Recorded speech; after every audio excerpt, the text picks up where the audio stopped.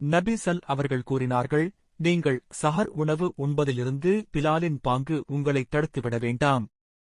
ஏனெனில் அவர் இரவிலேயே பாங்கு சொல்வது உங்களில் இரவு தொழுகையில் ஈடுபட்டுக் கொண்டிருப்போர் திரும்பி வருவதற்காகவும் உங்களில் தூங்கிக் கொண்டிருப்போரை உணர்த்துவதற்காகவும் தான்.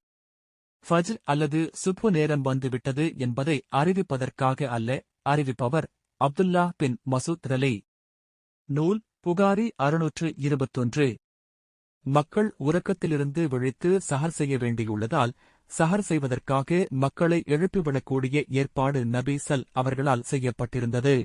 பிலால் ரலி, அப்துல்லா பின் உம்மி மக்தூம் ரலி ஆகிய 2 முத்தீன்கள் இதற்காக நியமிக்கப்பட்டிருந்தனர்.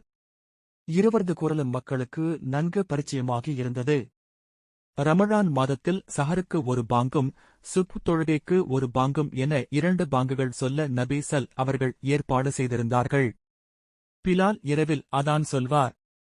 இப்னு உம்மி மக்தூம் அதான் சொல்லும் வரை நீங்கள் உண்ணுங்கள் பருகுங்கள் என்று நபி அவர்கள் கூறினார்கள். அறிவிப்பவர் ஆயிஷா ரலி. நூல் புகாரி 5299. மக்கள் பெருநாள் தொழுகைக்குச் செல்வதற்கு முன்னால் ஃபித்ரா தர்மத்தை வழங்கிவிட வேண்டும் என்று நபிகள் நாயகம் அவர்கள் கட்டளையிட்டிருந்தார்கள்.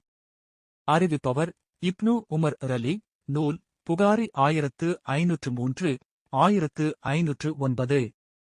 ஜகாத்தை அவர்களின் செல்வந்தர்களிடமிருந்து பெற்று அவர்களில் உள்ள ஏழைகளுக்கு விநியோகிக்க வேண்டும் என்று கூறி முஆத் பின் ஜபல் ரலி அவர்களை நபிகள் நாயகம் அவர்கள் யமன் பகுதிக்கு அனுப்பினார்கள். புகாரி 1395, 1496, 4347. நபிகள் நாயகம் அவர்கள் பனு சுலைம் கோத்திரத்தினரிடம் ஜகாத்தைத் திரட்ட ஒருவரை நியமனம் செய்தார்கள். அவர் வந்ததும் அவரிடம் கணக்கு கேட்டார்கள். இது உங்களுக்கு உரியது, இது எனக்கு அன்பளிப்பாக கிடைத்தது என்று அவர் கூறினார். புகாரி 6979.